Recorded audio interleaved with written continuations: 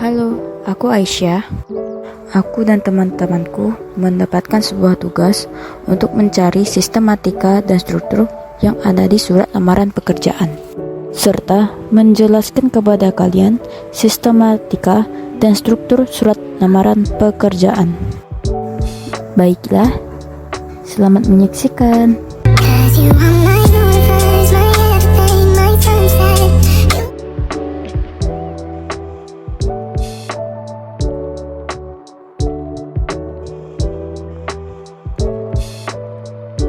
Di dalam video tersebut ada dua remaja perempuan yang sedang melamar pekerjaan dan memberikan sebuah surat kepada seorang pemilik perusahaan. Lalu, surat apa yang diberikannya? Ya, itu adalah surat lamaran pekerjaan. Namun, kalian perlu tahu apa itu surat lamaran pekerjaan? Mari ikut kami berdua untuk mengetahuinya. Surat lamaran pekerjaan adalah surat dari seseorang yang memerlukan pekerjaan kepada orang atau pejabat yang dapat memberikan pekerjaan atau jabatan. Melalui surat lamaran, pelamar menyampaikan permohonan untuk diterima sebagai pegawai. Permohonan ini tentulah harus mengandung tesis, dan tesis harus didukung argumentasi yang kuat agar yang akan menerima pelamar merasa yakin dengan permohonannya. Surat lamaran pekerjaan bersifat formal. Keformalan surat lamaran dapat ditandai dari informasi mengenai sumber awal informasi tersebut.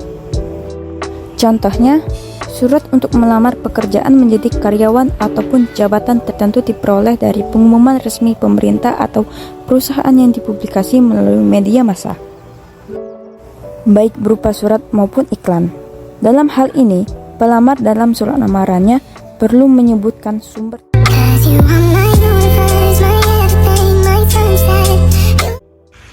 Oke, nah tadi kan udah dijelaskan nih tentang pengertian surat lamaran pekerjaan. Tentu setiap surat memiliki jenis-jenisnya.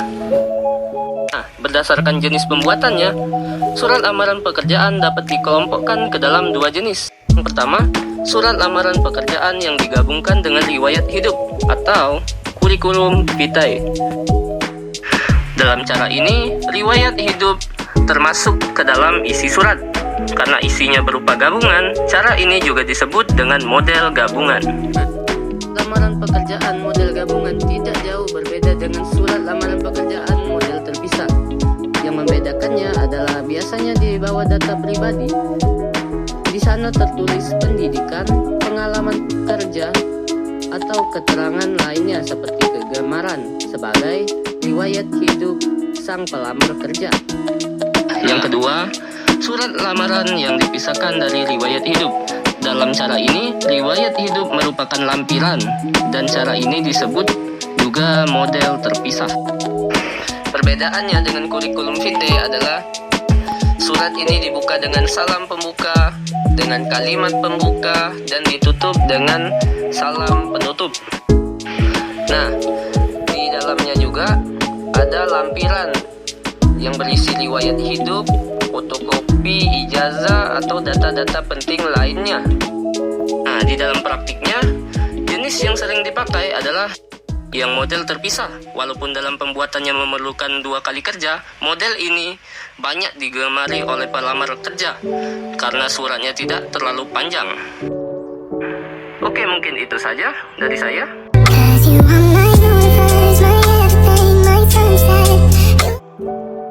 Di bagian 3, giliran aku akan menjelaskan macam-macam surat lamaran pekerjaan, yaitu 1. Lamaran berdasarkan iklan atau informasi yang diberikan perusahaan tersebut.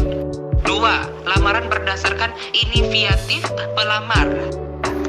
Dengan pengertian, surat lamaran berdasarkan iklan mencantumkan kualifikasi pelamar sesuai dengan syarat dalam iklan lowongan pekerjaan. Sedangkan surat lamaran berdasarkan inisiatif sendiri hanya mencantumkan kualifikasi pelamar secara umum sesuai posisi yang dilamar.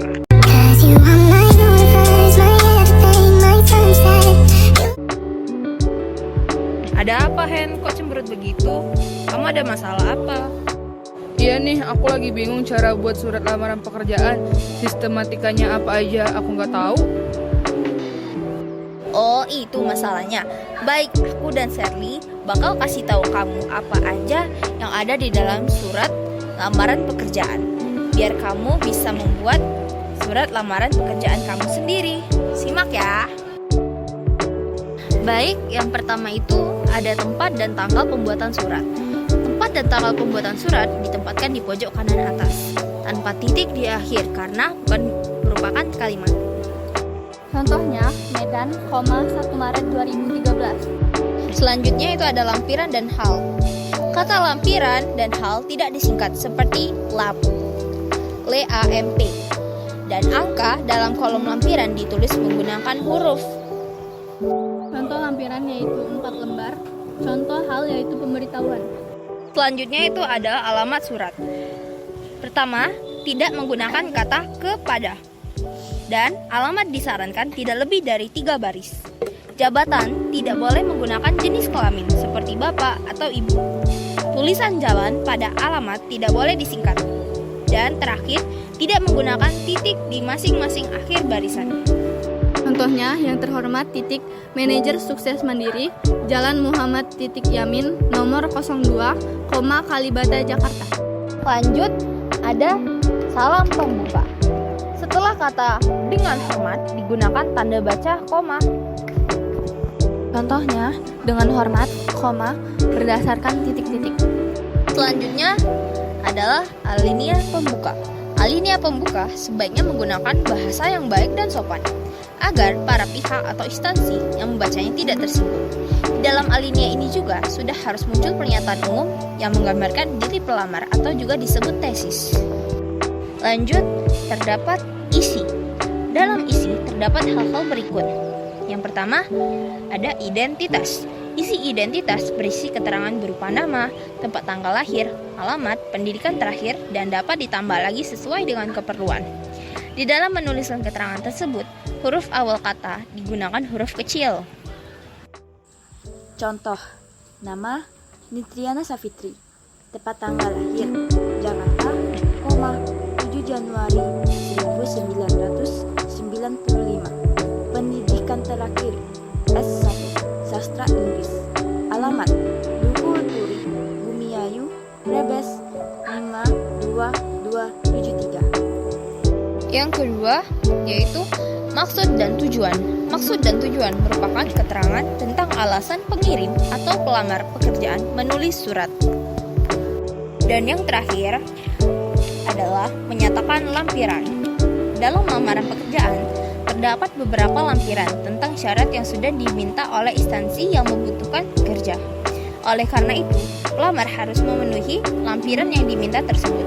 Kemudian, di setiap rincian digunakan tanda baca titik koma, dan di akhir lampiran digunakan baca titik atau tanda titik. Contoh, fotokopi ijazah yang sudah dilegalisasi, fotokopi kartu tanda penduduk, pas foto ukuran 3x4 2 lembar. Lanjut, yaitu terdapat penutup. Di dalam surat lamaran pekerjaan, isi penutup haruslah menunjukkan keantusiasan melamar pekerjaan kepada instansi yang dituju. Contoh, demikian surat lamaran pekerjaan ini saya buat, besar harapan saya untuk dapat menjadi bagian dari perusahaan.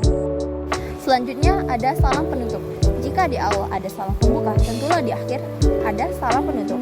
Sebagai surat lamaran, salam penutup menjadi sangat penting. Salam penutup sebagai bentuk etika, sopan santun, dan penghormatan. Contoh, hormat saya, koma. Dan yang terakhir, tanda tangan dan nama terang.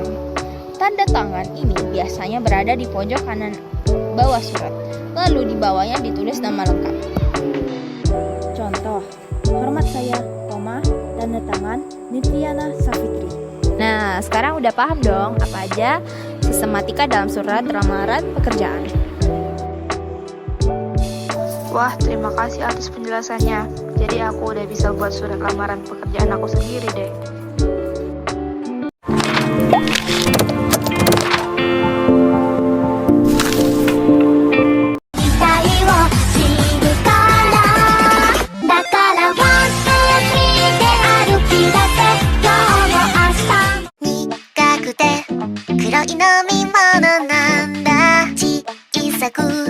きらりときめき